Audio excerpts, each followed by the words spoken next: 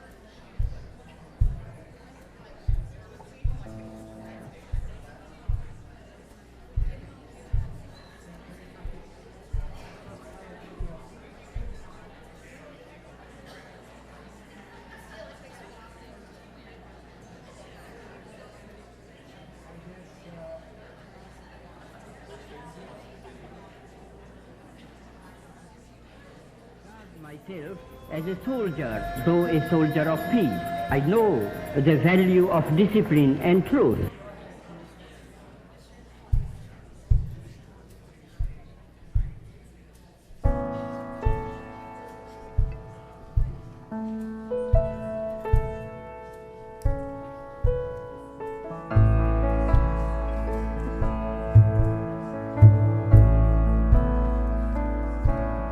Pray for me. Pray for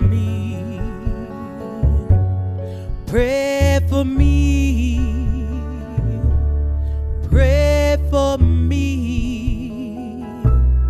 Pray for me. Pray for me. Pray for me. Pray for me. Pray for me. Pray for me. Pray for me. Pray for me. Pray for me. Pray for me. Pray for me. Pray for me. Pray for me. Pray for me.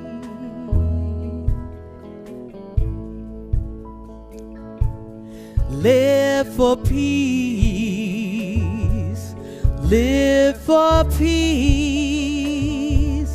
Live for peace. Live for peace. Please sing with me. Live for peace. Live for peace. Live for peace.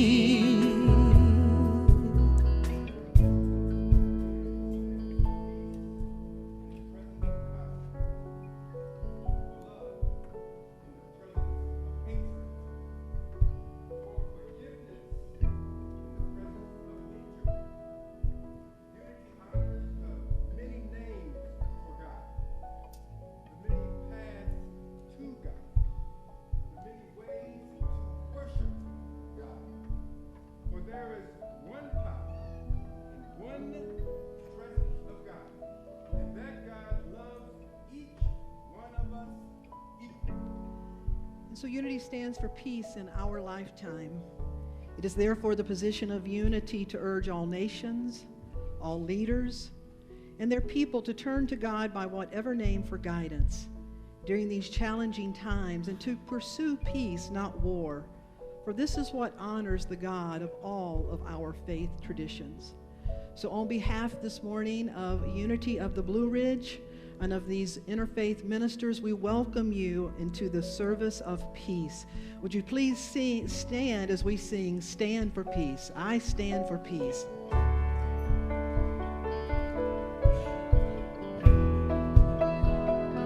I stand for peace. I stand for peace. I stand for peace. I stand for peace. I stand for peace. I stand for peace. I stand for peace. I stand for peace. Sing it loud. I stand for peace. I stand for peace. I stand for peace. I stand for peace. I stand for peace. I stand for peace. I stand for peace. I stand for peace.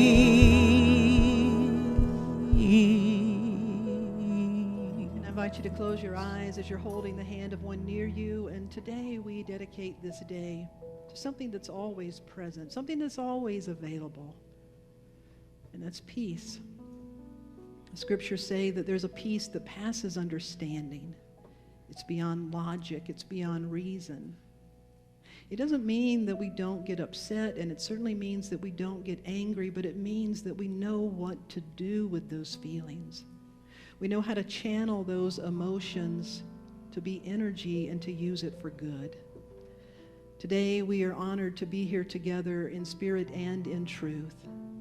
We're honored to be here with Dr. Arun Gandhi, and we're honored to be here with the one that is to your right and the one that is to your left. We're honored to be here because you are here.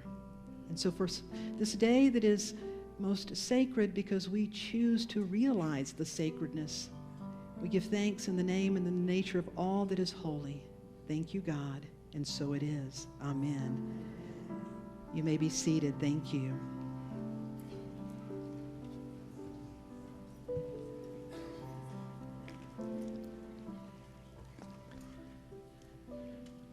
Make me an instrument of your peace.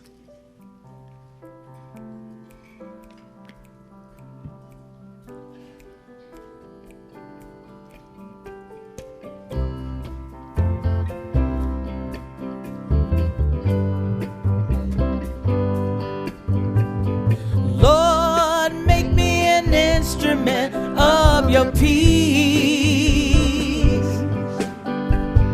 Lord, make me an instrument of your peace. Lord, make me an instrument of your peace. Of your peace. Of your peace. Of your peace. Of your peace. Lord, make me an instrument of your love. Lord, make me an instrument of your love. Lord, make me an instrument of your love. Put your hands together. Of your love. Of your love. Of your love. Of your love. Lord, make me an instrument of your peace.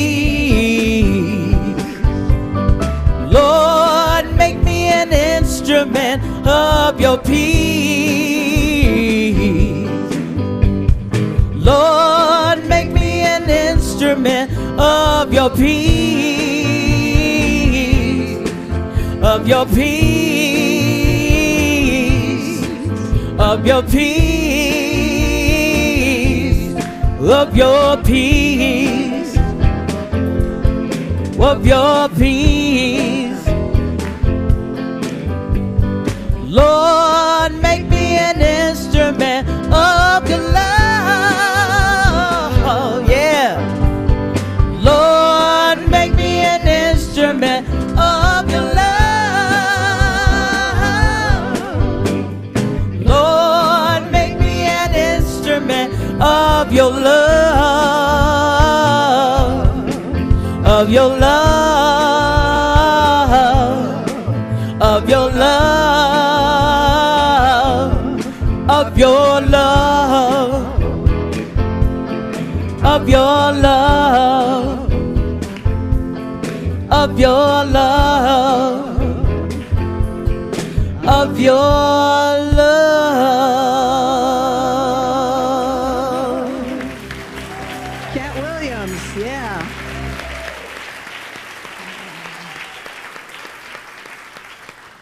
Thank you for being here on this beautiful Saturday morning. How many of you can tell fall is in the air? Yeah, it's in the air. So we're not going to ask you to get up, but I always think it's important to take a minute to greet somebody. So turn to your right or your left and just take a moment and say hi to the person next to you.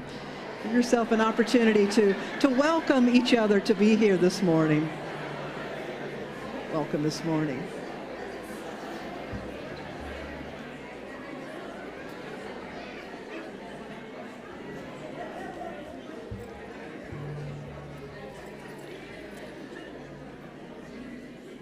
We are thankful and we are appreciative and glad that you are here today for the special occasion. So we at Unity of the Blue Ridge are so excited to have had the opportunity to bring Dr. Arun Gandhi here. I'll tell you a little bit more about him in just a few minutes.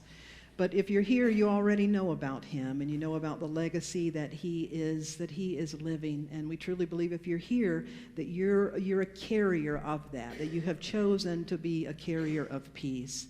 I'd like to have you share in just a few minutes of this very moving video of the Mahatma Great Soul Gandhi.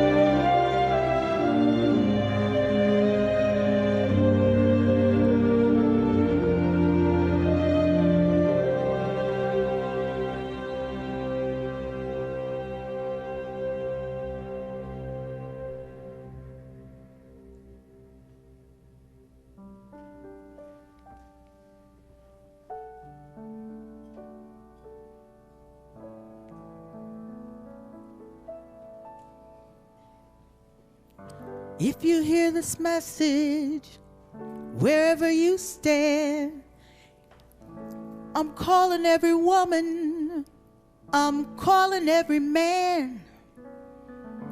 We're the generation, we can't afford to wait. The future started yesterday, and we're already late. We've been looking for a song to sing. Search for the melody, search for someone to lead. We've been waiting for the world to change. If you feel the same, then go on and say, if you're out there, sing along with me. If you're out there, I'm dying to believe that you're out there. Oh, that you're out there. Stand up and say it loud. Speak to me, my friends. I'm dying to believe you're out there once again. We're joining hands today. Oh, we're looking for a song to sing and a song to long. If you're out there, tomorrow's starting now. If you're out there, it starts with this song. If you're out there, know that you believe. If you're out there, if you're out there, we can destroy hunger, we can conquer hate. Put down the arms and raise our voice. We're joining hands today. Oh, we're looking for a song. I searched there for a leader, but the leader was me. If you're out there, sing a song with me. If you're out there, sing it long and be. If you're out there, I hear you sing my song. If you're out there,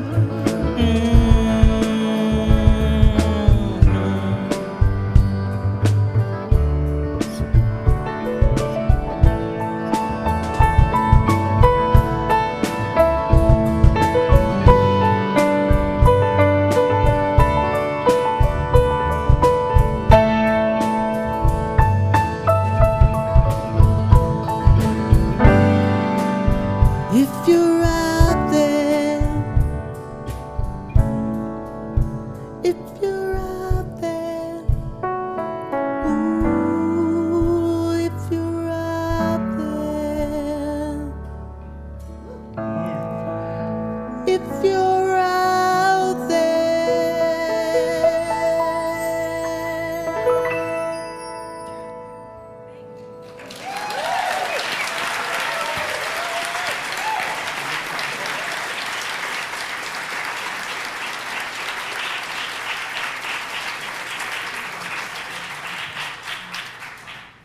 Cat Williams, Dave, Richard, Bill, and Pete. Would you show them your love and appreciation? That was beautiful. Thank you. Thank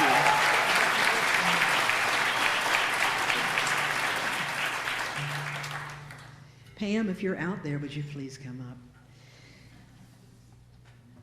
Who is Dr. Arun Gandhi, or Arun, as he prefers to be called, Arun Gandhi? He's a good man. He's a father, husband, son, brother. He's the grandson of the legendary Mahatma Gandhi. He was a journalist for over 30 years for the India Times and also other American publications he's written for many times. He's the author of numerous books, including 2 children's books, 2 amazing books, and you'll come to discover very quickly that children are very dear to him, and he's very dear to children. He and his late wife rescued well over 125, it continues to go on, children in India Children who were asked to start working at the ages of 4 and 5 years old, they established an orphanage and have helped these children go to school, changing lives where these children, many of them have been straight A students and gone on to be leaders in their area. He created a Center for Social Change. He is also a leader in the interfaith community. He's a leader among governments, institutions, organizations, and for people. And I have known about Dr. Arun Gandhi for many years. But 2 years ago, when I was at the Parliament of World Religions in Toronto, he was there. And he was one of the most captivating speakers because his heart was just so big. And I had the privilege, when I lived and worked on Maui, I had the privilege to be with Ram Dass. And if you've ever been in the presence sometimes of people that have devoted their life to prayer and meditation and really being of service, there's a palpable thing that happens in their presence. What I witnessed at the Parliament of World Religions, there was a palpable thing that happened when he spoke. That people were touched, tears were streaming, and so I made my way to him and said, would you please come to this little place called Mills River, North Carolina? And so we're so honored to have him with us. We're not the only ones honored, Arun. I want you to know that the mayor of Henderson County, who could not be here today, sent this message to you. This is Pam Rogers, who leads our Charter for Compassion. She and her husband, Charlie, bring this message from our mayor. Dear Dr. Gandhi, I am personally welcoming you to the greater community of Hendersonville, North Carolina. Thank you for your visit to Hendersonville to share not only the stories and teachings of your grandfather, Mahatma Gandhi, with us, but also to share your personal stories and experience. Thank you for reminding us of the principles of peace, inclusivity, and nonviolence at a time when our nation and larger global community are confronting many changes. We are confident your inspirational message will lead us to develop an understanding of the principles of peace and equality that will not only transform us, but will flow into our greater community and society. It is an honor and privilege to have you here. We deeply appreciate your visit. Sincerely, Barbara G. Volk, Mayor. And so from the mayor,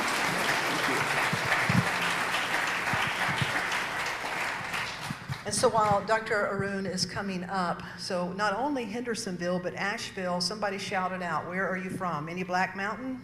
Yeah. Weaverville, Brevard, yeah. Cashers, Maggie Valley, anywhere that I've missed? Candler, Portland, Swannanoa, Horseshoe, North Carolina. We can't forget Horseshoe, Mills River, Bentleyville, Mills River, yeah. Would you please welcome Arun Gandhi? Thank you so much. Thank you. Thank you.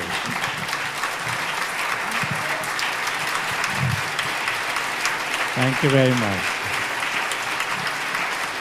Thank you.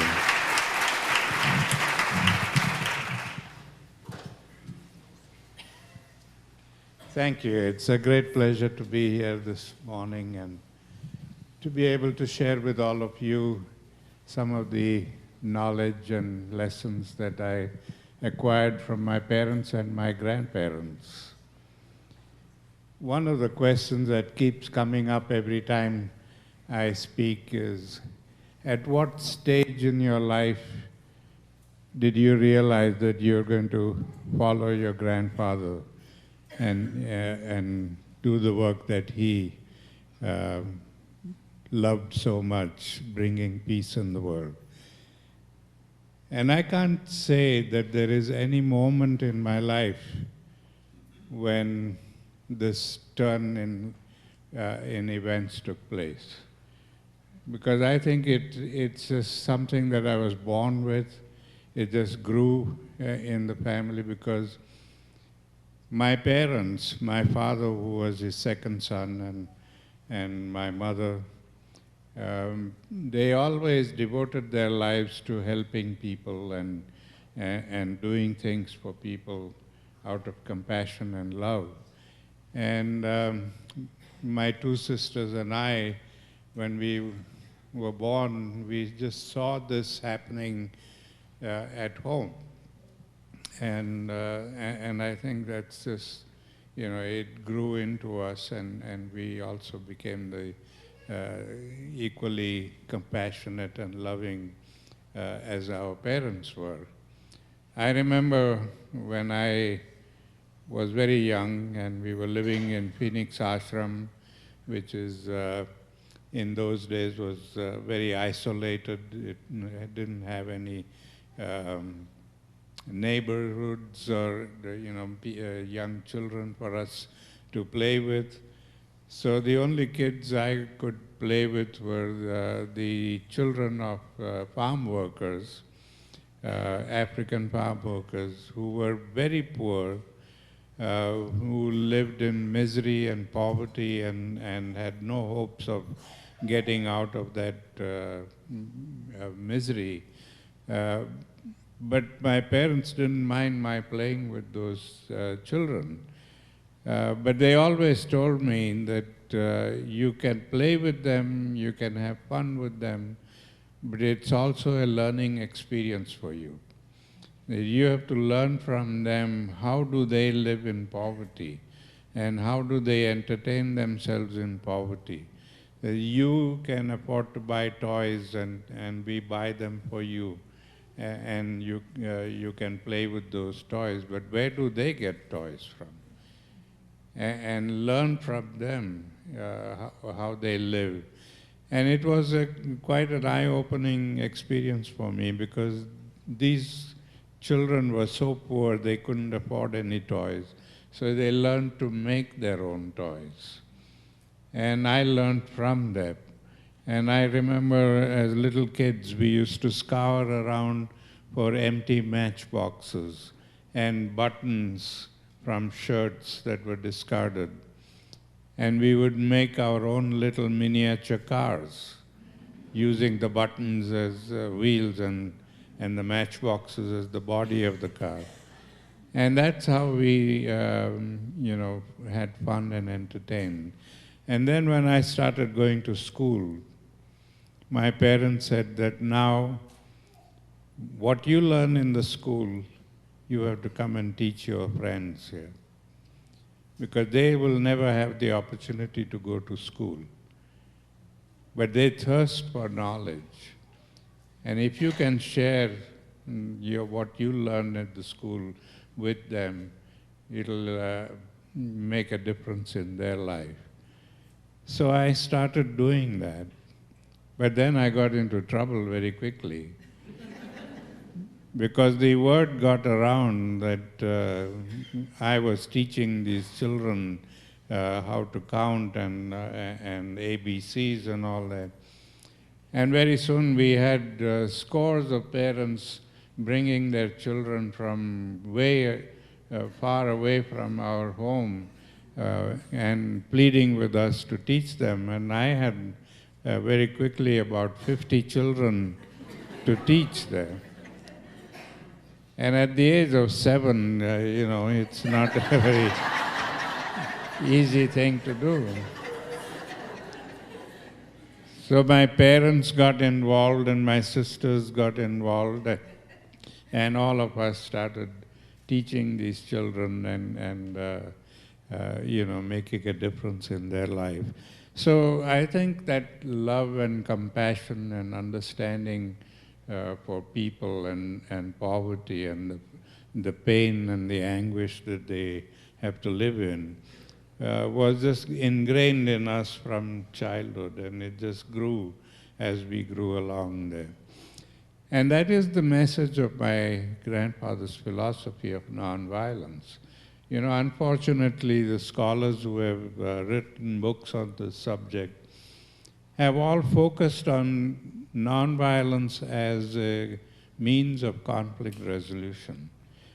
Because my grandfather used it in India to gain independence for the country, and Dr. Martin Luther King used it here to gain in civil rights for his people, and Nelson Mandela used it in South Africa for the same reason. So everybody thinks that it's just a political conflict resolution thing, and it's, as long as we are not involved in it, we don't have to practice it. But actually, his philosophy is more about personal transformation. And then unless we transform ourselves by making a list of all the things that we consider to be our negative aspects in our lives, all the weaknesses that we have in our lives, which is what my grandfather made me do when I was 12 years old, to make a list of all the weaknesses in my life and then devote myself to transforming those weaknesses into strengths. So everything that I considered to be bad in me, I started working on that and trying to change that. And that is an exercise that only we can do if we have that consciousness as well as that commitment to become better human beings. That is what my grandfather did. He was not born a Mahatma. He was not born great. He didn't have any special qualities that made him what he became. He did it by his own consciousness and his own commitment to becoming a better person. Right up to if you look at his life, right up to the 22nd year of his life, he was just an ordinary human being with the same weaknesses and the same problems that everybody faces there. It was in the 22nd year of his life when he was in South Africa as a young lawyer and very self-conscious and arrogant, and he had this whole idea that a British-trained lawyer can only travel by first class, and he had all those high hopes there. And when he was picked up and thrown off the train because of the color of his skin, that moment when he was subjected to that kind of humiliation transformed his life. At that moment he thought about his entire life and what he was trying to achieve and where he was going with all the things that he encountered in his life. And he decided, this is not what I want. And he began to change from that point onwards. And gradually he became a very respected person, and people started referring to him as the Mahatma.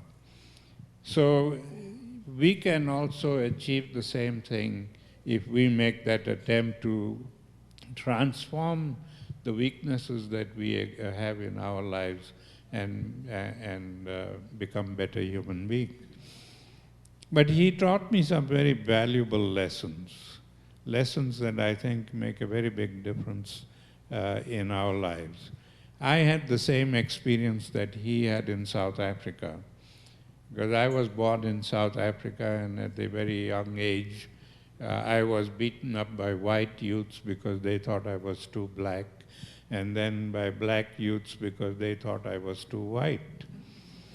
And it filled me with a lot of rage, and I wanted to fight back again, and it became an obsession with me, and I started going to the gymnasium and pumping iron and doing exercises so that I could fight back again. And that's when my parents realized that it's time to take me to India and give me the opportunity to live with grandfather and hopefully learn something from him.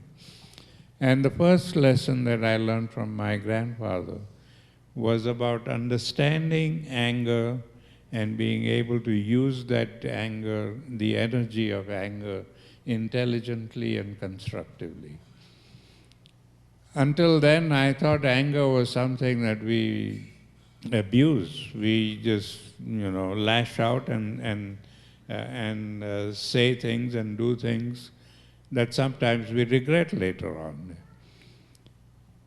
But when he told me that anger is a gift, I couldn't believe it. He said anger is like electricity. It is just as useful and just as powerful, but only if we use it intelligently. But it can be just as deadly or destructive if we abuse it. So just as we channel electrical energy and bring it into our lives and use it for the good of humanity, we must learn to channel anger in the same way so that we can use that energy for the good of humanity rather than abuse it and cause death and destruction. He asked me to write an anger journal. He said, every time you get angry, don't act on it. Don't say anything or do anything that you're going to regret later on. But put it down in a journal. But write the journal with the intention of finding a solution to the problem, and then commit yourself to finding a solution. Now that is very important, because a lot of people tell me they've been writing an anger journal for a long time, but it hasn't really helped them. Because every time they go back and read the journal, they are just reminded of the incident, and they get angry all over again. So we don't want the journal to be a reminder of the incident. We want the journal to help us find a solution to the problem. So it's very important that we do that, and I did it for many years, and I must say it helped me considerably in learning how to channel the energy of anger into constructive and intelligent manner. But after learning this profound lesson from grandfather, I was a feisty 12-year-old, and I decided to test him and see whether he himself had learned the lesson or not. And this was the time in his life when he was involved in many social programs. He was concerned about the emancipation of the Indian women, about the education of children, the emancipation of the so-called untouchable people. So he had programs going on in all these different fields. And as we know, all these programs need to be funded. And he realized that the easiest way for him to raise the money was to sell his autograph. And every morning and evening when he had thousands of people come to his interfaith prayer services, many of them would seek his autographs. And he had put a fee of 5 rupees, which in today's money would be about $5 for each autograph. And while I was living with him, it was my duty to go out into the audience, collect the autograph books and the money and bring it to him for his signature. And one day I thought to myself, if everybody could get his autograph, why not me? After all, I'm his grandson and I deserve an autograph too. But I didn't have any money, and so I got myself a little autograph book and I slipped it into the pile, hoping that he wouldn't notice the absence of money there. But when he came to that book, he said, "Why is there no money for this autograph?" And I said, "Because it's my book." And he said, "Well, you should know that I don't make an exception even for grandsons. That if you want an autograph, you'll not only have to pay me for it, but you'll have to earn the money and pay me." And I said, "No way." I said, "You are my grandfather and I'm going to make you give me this autograph free." So he laughed and said, "All right, let's see who wins."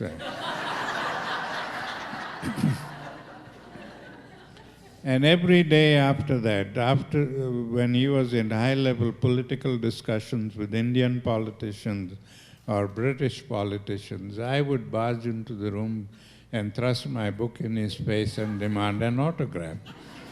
My logic was that just to get rid of me, he would sign the book and give it to me. But instead, every time I became too boisterous, all he did was put his hands across my mouth, press my head against his chest, and went on talking politics. On many occasions, the other politicians used to get exasperated and tell grandfather, "Why don't you give him the autograph? He disturbs our meetings every day." And grandfather would just smile and say, "This is a private joke between the two of us. You don't have to get involved in it." The long and short of it is that he never did give me the autograph. But he never ever told me to get out of the room and leave him alone, as we would do with our children or our siblings. If they came into the room while we were working on something important, we would sometimes very rudely tell them, "Get out, can't you see I'm busy just now?" He never ever did that to me. And that's when I realized that if he could control his anger to that extent, if we attempt to achieve 50% of it, we will make a tremendous difference in the level of violence that we experience today. Harvard University recently did a study, and they came to the conclusion that more than 80% of the violence that we experience in our personal lives or in the lives of our nations is generated by anger. And so if we learn to use that anger intelligently and constructively, we would be able to reduce violence very substantially. So I can't stress enough the importance of understanding anger and being able to channel that energy into constructive action. The other very important lesson that I think all of us need to learn is something that happened over a little pencil. I was coming back from school one day and I had this little 3-inch butt of a pencil in my hands, and I thought I deserved a better pencil. This is too small for me to use. And without a second thought, I just threw the pencil away because I was so sure grandfather would give me a new pencil when I asked him for one. But that evening when I met grandfather and asked him for a new pencil, instead of giving me one, he subjected me to a lot of questions. He wanted to know how the pencil became small and where did I throw it away and why did I throw it away and on and on. And I couldn't understand why he was making such a fuss over a little pencil until he told me to go out and look for it. And I said, "You must be joking." He said, "You don't expect me to look for a little pencil in the dark?" He said, "Oh yes, I do. Here's a flashlight." And he sent me out with a flashlight to look for this pencil, and I think I spent about 2 hours searching for it. And when I finally found it, he said, "Now I want you to learn 2 very important lessons."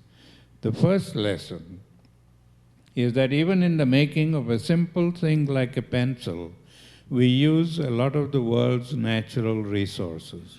And when we throw them away, we are throwing away the world's natural resources, and that is violence against nature. And the second lesson is that because in an affluent society we can afford to buy all these things in bulk, we overconsume the resources of the world, and because we overconsume them, we are depriving people elsewhere of these resources, and they have to live in poverty. And that is violence against humanity. And that was the first time I realized that all of these little things that we do every day, consciously and unconsciously, things that have become so much a way of life that we don't even think of them as being violent, that all of these things add up to violence in society. I was appalled to read in the New York Times a few months ago that in the United States alone, we throw away $60 billion worth of food every year. $60 billion worth of food goes into the garbage every year, when there are millions of people in our own country here who go to bed hungry. Now that is the worst form of violence. But when you think about ourselves and look at our lives and examine our lives, you'll find how many things we all waste and throw away and overconsume. To make me understand this lesson thoroughly, he made me draw a genealogical tree of violence, something that I advise everybody to do in their own private time. A tree of violence, just as you do a family tree, with violence as the grandparent and physical violence and passive violence as the two branches. And every day before I went to bed, I had to analyze and examine everything that I had experienced during the day. Things that I may have done to other people or people may have done to me, or things that I may have read about. Anything had to be analyzed and examined and put in their appropriate places on that tree. Now, physical violence is something that we all know about and understand because it hurts. We see it every day and it hurts. It's all the kinds of violence that we use against each other where physical force is used. But passive violence is something that we don't even know about. And the way I had to determine whether this is passive violence or not was to ask myself the simple question, if somebody were to do this to me, would I be helped by it or would I be hurt by it? And if I came to the conclusion that it would hurt me, then that would be passive violence. And when I began to do this exercise regularly every day, I was amazed that within a few months I was able to fill up a whole wall in my room with acts of passive violence. The physical violence didn't grow very much because there's a limit to what you can do physically. But passive violence grew endlessly. And that is when he explained to me the connection between the two.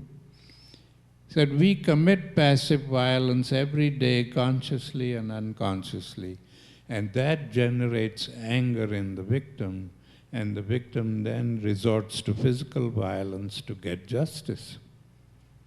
So it is passive violence that fuels the fire of physical violence. So logically, if we want to put out that fire of physical violence, we have to cut off the fuel supply. And since the fuel supply comes from each one of us, we have to become the change we wish to see in the world. If we don't change our attitudes and our relationships and our behavior, we are never going to be able to bring peace in the world. Now that is something else that we need to consider about. What do we really mean by peace? I've often asked people what do they think peace means, and they would just say absence of war. If we are not at war with anybody, we are at peace. If we are not fighting with anybody, we are at peace. And I said, no, we are committing violence in many other ways. What about that? But that has never occurred to them as being a part of the peace program. So we've got to understand the meaning of peace, and we've got to incorporate that meaning of peace in our own lives. And that we can only do if we look at all of these little things that have become so much a part of our lives because of the materialistic lifestyle that we have chosen. Materialism has made us selfish and greedy and self-centered, and all the negative things have come out in us. And so we want everything for ourselves. We don't care whether other people get it or not. It's not our business. And that is what has created the disparities in people the rich and the poor, and we see today the phenomenon of half the world living in absolute poverty and the other half of the world living in affluence. These are the things that create violence. When people don't have what they need and they see other people destroying things that they don't need, it creates violence and anger in the people, and that's what, it just keeps generating it. So if we want to bring peace in the world, we have to have more compassion. We have to have more loving relationship with people. We need to understand that we are not independent individuals. We are interdependent, interconnected, and interrelated with everybody. Not only with human beings, but with nature also. And it's only when we understand that we will be able to accept each other as human beings and not identify people by the labels we have put upon them. Today we have so many labels to identify people that we have forgotten that behind those labels there is a human being. We just got to take off all those labels and start looking and respecting each other as human beings. And that's when we will appreciate our own humanity. So I always emphasize the fact that we have to respect each other, not tolerate each other. Today there are various programs in schools and elsewhere of tolerating diversity. We don't want to tolerate diversity. We want to respect diversity. We want to respect people who look different or are different from us and not tolerate them. Tolerate means that I can't do anything about it, so I'm just going to lump it. And that's not the kind of relationship that leads to peace. So we've got to learn to respect each other and respect diversity. And this is what the philosophy of nonviolence is all about. And if we incorporate that consciously in our own lives and transform our lives from what we are to what we can become, then we will be able to bring peace. I cringe every time people say that I am who I am, you just have to accept me. Nobody is who he is. We have to change. We have to transform ourselves. We have to become better human beings. That is what civilization is about. We don't become civilized because we are rich or that we have a university degree. We can only become civilized when we are compassionate and loving and respectful. And that is the message my grandparents lived and died for. And that's the message I try to carry throughout my work. I hope I've been able to inspire you a little to become the peacemakers that we all need to become and live a compassionate life. Thank you very much.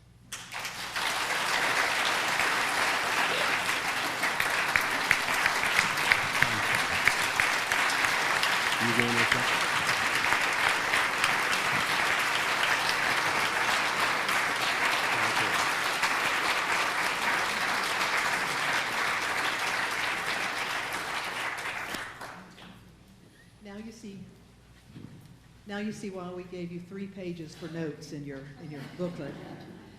We had asked for questions, and so we have quite a few questions that we received. And so, first of all, thank you. That was beautiful and very helpful, very practical. How did your grandmother, Kirstaba, influence Gandhi? That's a very interesting question. They were married at the age of 13. Both of them were 13 years old. In those days, child marriage was prevalent, and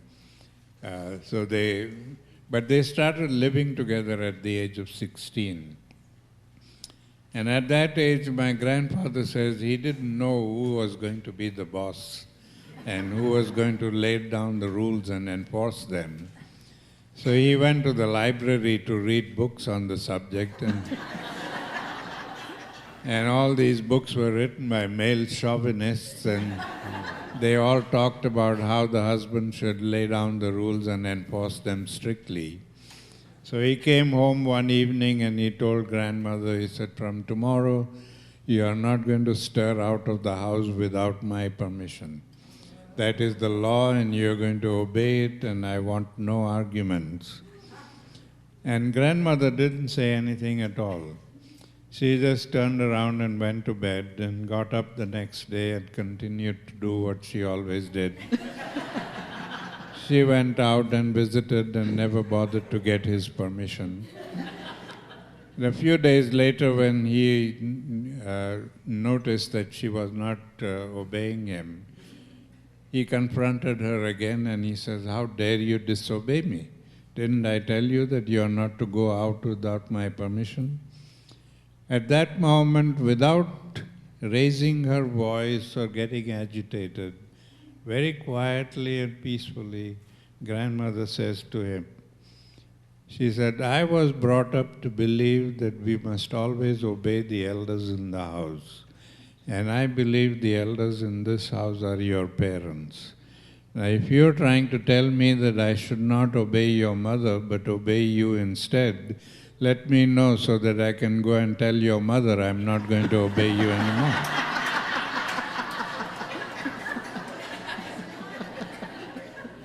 And of course, grandfather couldn't tell her to do that, and so the whole matter was settled. And grandfather acknowledges later on that that was the most profound lesson in nonviolent conflict resolution that he learned. So one might say that his philosophy of nonviolence started from that point onwards. Jim Lee. Okay. Am I on? Can you hear me? Yes. Hey. It says, first of all, it says, "Thank you so much for being here with us." My question, I long to know more of the spiritual meaning of satyagraha. Satyagraha was the final word that grandfather used to describe his philosophy. When he first started using nonviolence in South Africa, he was influenced by Thoreau, and so he called his movement civil disobedience. And then after a while he realized there's nothing disobedient about wanting justice. So by then he was influenced by Leo Tolstoy from Russia, who talked about passive resistance. So he started describing his movement as passive resistance. And then after a while he realized there's nothing passive about wanting justice. So he rejected that also, and he then launched a competition and asked people to suggest an appropriate name for his movement. And they came up with Satyagraha, which actually means the force of truth. And he liked that because he said that is what life is all about, that we have to search for truth, and when we find that truth, we have to be firm in abiding by the truth. So his movement came to be known as Satyagraha since then. The next question says, "I understand Arun has been working with prisons in New York with success. Please tell us about it." Well, it started by accident many years ago when I was in Memphis, Tennessee in the early 90s.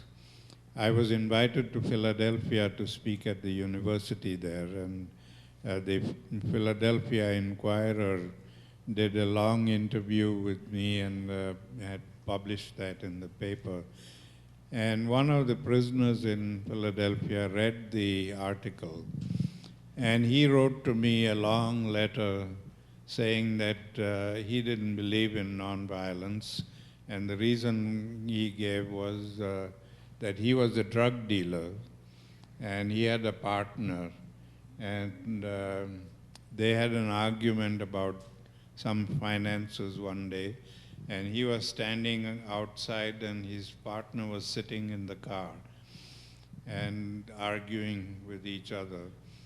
And then the partner reached to get something from under the seat of the car, and this guy thought he was reaching for his gun, so he pulled out his own gun and shot him dead. And after killing him, he realized that he didn't have a gun there, that he was reaching out for some papers to show him. But he had already committed the deed, and so he was in prison.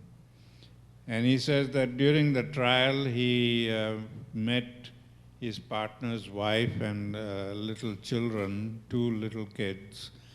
And he went up to the wife and apologized and said, "I'm sorry for what happened. Please forgive me." And she wouldn't even look at him. So he said, "Where is your nonviolence?" He says, "Here I'm going and apologizing, and she won't even look at me." And so, "Where is your nonviolence?" So I wrote back to him and I said, this sounds very arrogant. That you think that you can just walk up to a woman, you've changed her life forever, it's never going to be the same again. And that you say, "I'm sorry," and she's going to forgive you. You're not talking about slapping the person, you killed the person. And so she may never forgive you. But if you really want forgiveness, you will not only have to work for it, but you'll have to seek it for every moment of your life from now onwards. And you may not find it. But if you really are sorry for what you did, then you have to suffer it for the rest of your life. Well, I don't know, somewhere, it clicked and we started this correspondence, and he was changed in his attitude and all that. And so I realized that there was some, power in this philosophy. And when I went to New York State, by then I had started in 1998. I had started what I call the Season for Nonviolence. And this was to mark the 50th and 30th anniversaries of Dr. Martin Luther King and my grandfather's memorial anniversaries. So 30th of January for my grandfather and 4th of April for Martin Luther King, the 64-day period from these 2 anniversaries were called the Season for Nonviolence. And I had gone around the country and inspired communities to do whatever they could during those 64 days to bring people closer to peace and harmony that both of them dreamed about. And so I introduced this in one of the prisons 10 years ago in New York, in Groveland Prison. And it had a tremendous effect. Within a couple of years, the superintendent said the violence rate in the prison has dropped by 70%. And then the officials of the state government, the prison officials, started monitoring the program, and then they came up to me and said, "Will you consider expanding this program into other prisons?" And so we have now included Attica and Auburn and Livingston and Groveland, 4 prisons. And we've done this now for several years, and it's having a very good effect. In fact, on the 10th of October, I'm going to do a TED Talk in Attica prison. So, and there, some of the prisoners are going to participate in the TED Talk too. So it's having a good effect, and people are. And one of the questions that the prisoners used to always ask me is, "You do this work with us, why don't you also include the officials? They need to know about this." So I said, well, I can't force them to do it, but at least for you, I can, get you changed. But what happened was indirect thing. These officials would be standing in the room, guarding and seeing that, the prisoners didn't get into any mischief there. So they would all be lined up against the wall and listening to what I was saying.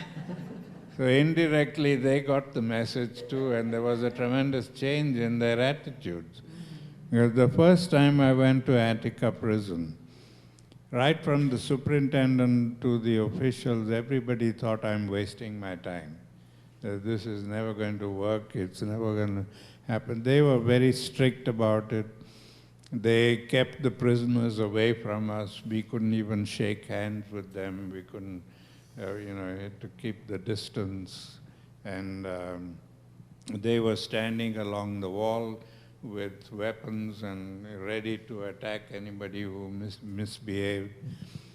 So it was a very tense atmosphere. And I was a little disturbed by it, but I said, well, let me see what happens. In 2 visits to Attica, the attitude of the superintendent and the officials changed completely.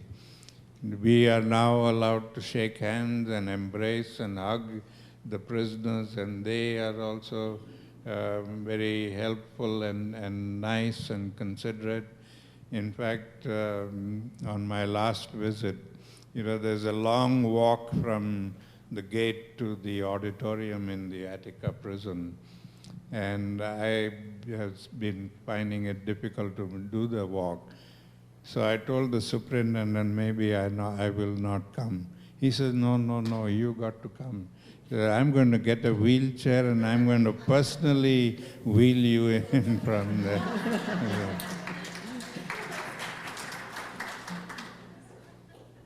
So we're doing some work. Okay. Good question here. What types of nonviolent resistance may we utilize in order to stop the hatred going on in the United States government?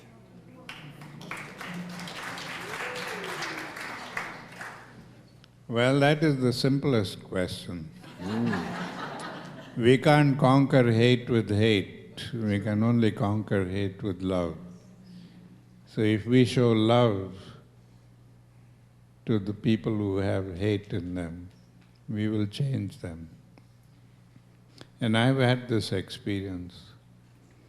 Do we have time to? Yes, we're going to take one more question after this one, 1 or 2 more.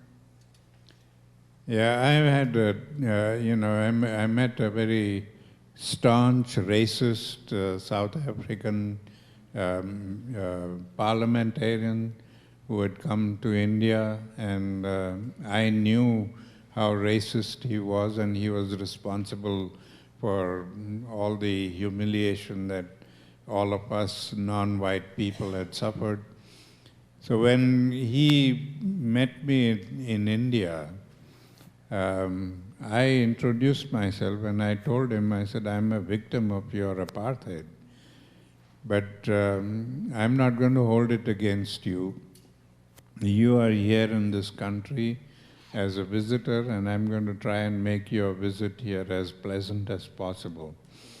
And so for the next 4 days that he and his wife were there in Bombay, my wife and I took him around And we did all the touristy things that they wanted to do, go and sightsee and shop and all that. And on the final day when we said goodbye, they both embraced us and wept tears of remorse. And they said, in these 4 days you have changed our lives. You have made us realize how evil this hate is. And he said, we are promising you that we are going to change. We are going to fight apartheid when we go back again. And I wasn't very willing to accept that. I said, these people have a habit of coming out of the country and saying something and then going back into the country and resuming their old habits. So I told my wife, I said, let's wait and see whether they really mean this or they're just saying this to make us feel happy. But we followed his political career for the next 5 or 6 years, and he had really changed. He fought apartheid tooth and nail. He was thrown out of the party. He lost his elections, but he didn't give up. He continued to fight apartheid. And so just those 4 days of loving interaction transformed a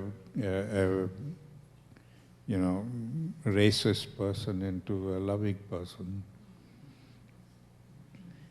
Thank you. We'll take 2 more. This next to the last is, tell us about the prayer services at the Sivagram Ashram. Grandfather always believed that a friendly study of all the scriptures is the sacred duty of every individual. And he made that friendly study. You know, we do a lot of critical studies and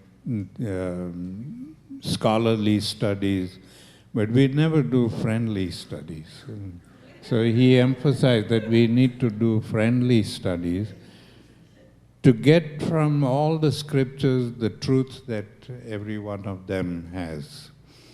He came to the conclusion after reading all the scriptures that none of them really had the whole truth, that every one of them had a little bit of the truth, and that we hang on to that little bit of truth thinking that that is the whole truth.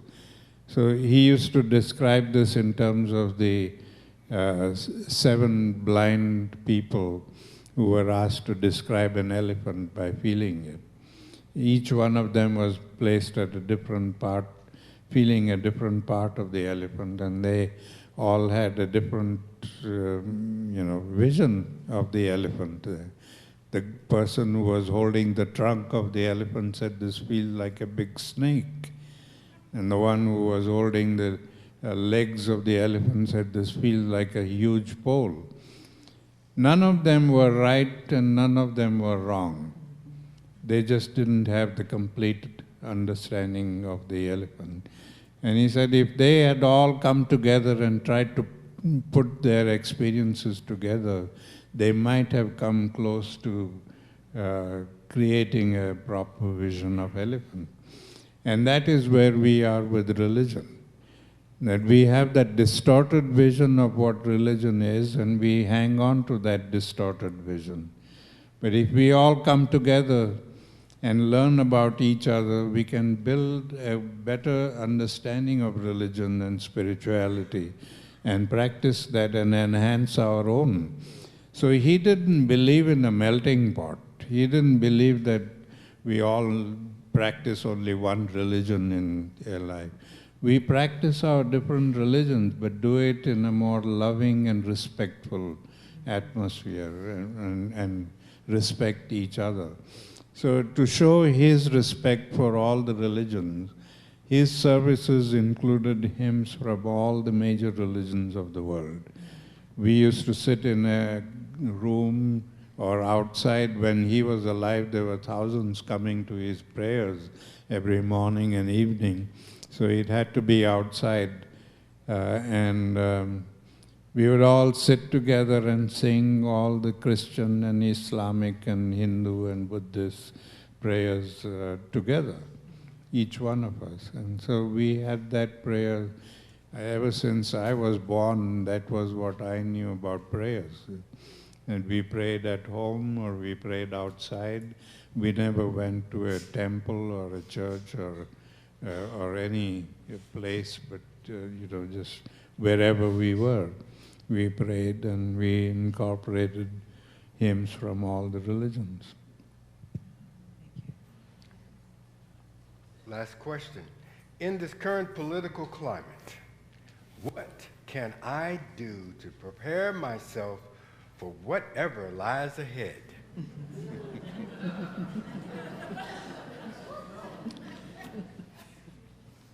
We have a lot of politics without principles, because we have not really taken active role in ensuring that our elected representatives do the right thing. We think that democracy means going out and voting once in 4 years, and now many of us don't even go out and vote. So a few people go and elect the representatives, and they go and do whatever they like in Washington, D.C.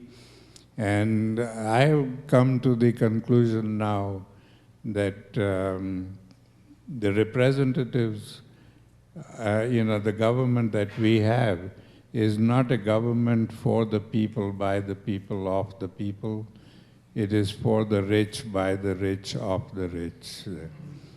And partly we are all to blame for it, because if we don't practice democracy, and if we don't shoulder the responsibilities that democracy puts on us, then we are to blame for where we are going. Thank you.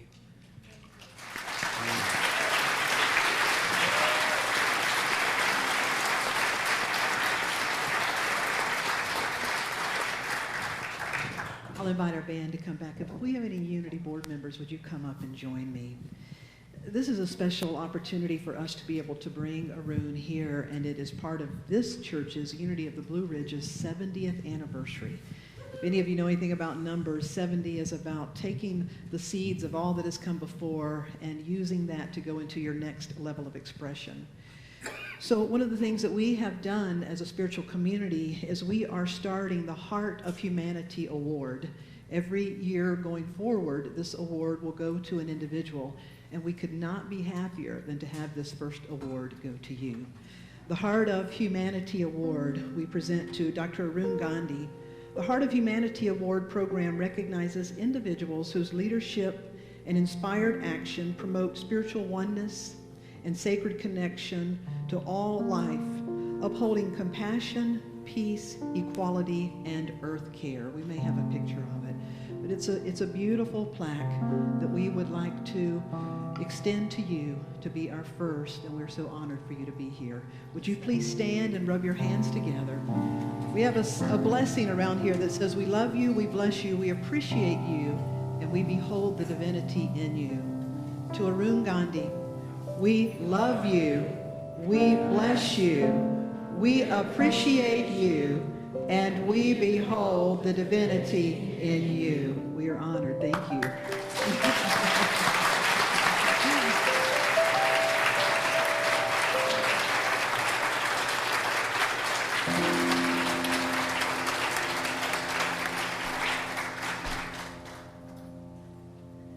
You may be seated. We also are creating an opportunity. I'm going to invite our ushers to come forward. This is certainly a paid event, and there's no expectation here. It's simply an opportunity. You've heard about the work that he is doing, and we wanted to support him with the orphanage, with the work that he is doing. So the proceeds of this offering will go toward that work and toward the expense of putting this together. So if you feel so inspired, we just thank you for anything you'd like to do in that area. And so we again thank you for being here.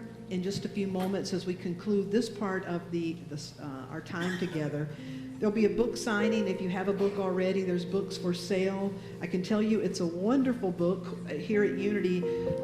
our Sunday series, we are doing a 10-week exploration on these 10 lessons that he talked about and shared some of the stories today. But it's a beautiful book. There's some children's books. And Dr. Arun will be available in our bookstore. The bookstore is not open today, but he'll be set up in there to be able to sign your books. And if you want a photograph, I know he would be willing to do that. We'll just move it along quickly, and thank you for understanding when we drag you by the arm and say, come on now. And so we take this opportunity, we bless the gifts that we have received this day. We just give thanks. The Course in Miracles talks about a holy encounter, that may we have the eyes to recognize, the ears to hear. May we have the heart to realize that this very life is a holy encounter, that every interaction is a holy encounter. May we take these words and these lessons to heart, not just in theory, but in practice. There was a lot of work, a lot of self-examination, a lot of holding one's own feet to the fire. May we have the courage to be the people that are doing this, that we're creating the changes in our lives to be the change in this world. We bless these gifts and we bless this message, and we are truly grateful in the name and in the nature of all that is holy. So it is. Amen.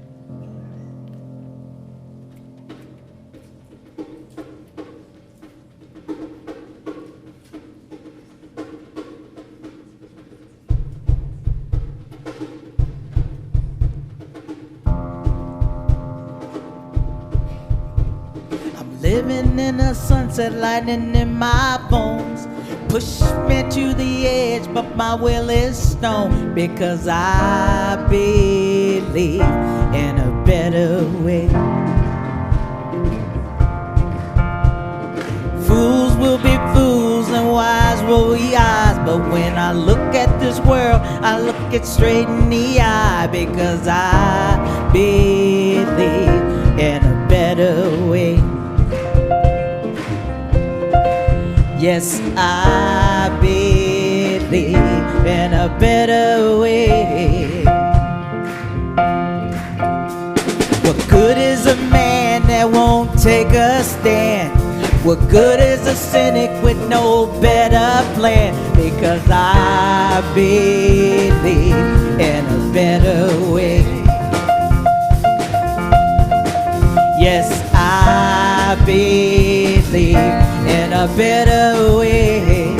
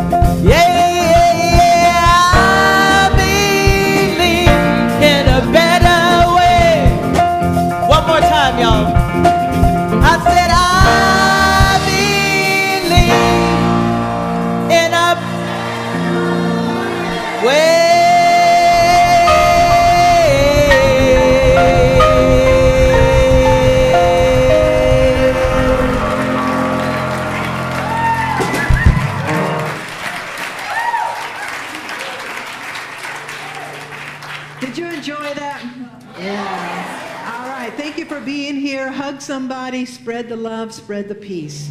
If you don't have a spiritual home, join us here one Sunday. We'd love to see you.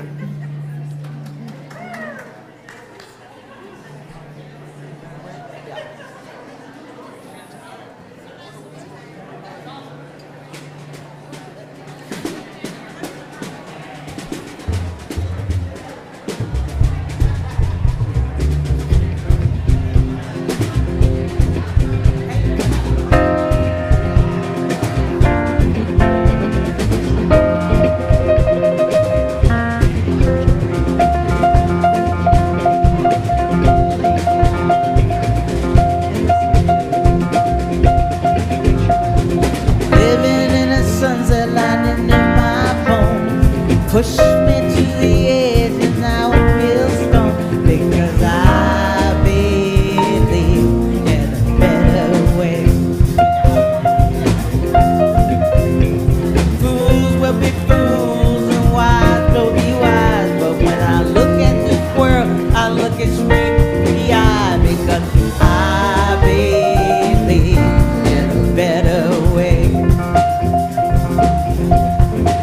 Yes, I believe in a better way.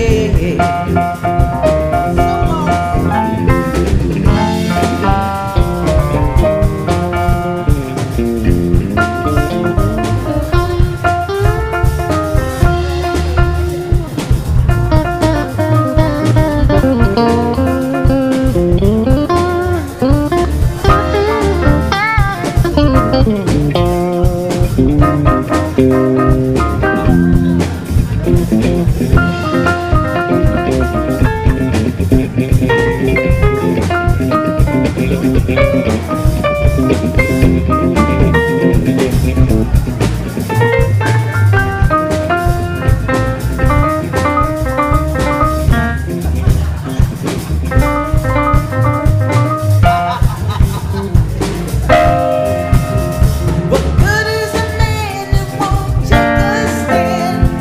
Good is a cynic with no better plan because I believe in a better way.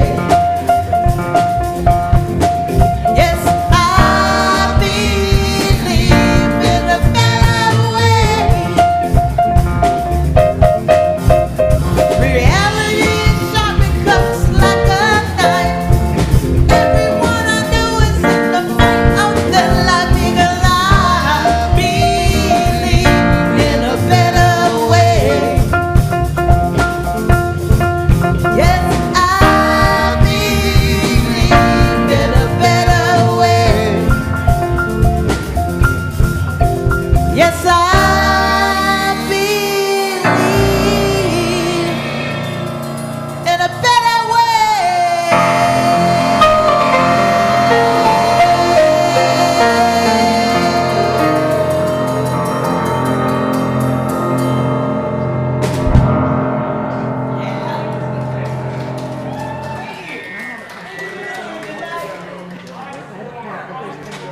So just know. You were sure welcome. Thank you for being here. That was my favorite thing. Good job, y'all. We're not gonna be here at 4:30. Oh, thank you for that. Killing me. Are you not hearing something? I'll have to sing a little more next one. Lowell, would you turn my mic off? Darling here. Thank you. Get it together, man. I know, God. I got it. Well, I could leave this all here because this is where I'm gonna be. I'll even take this one. Okay? Gotta step out, man. Gotta do it. Did I send you a favor? You did.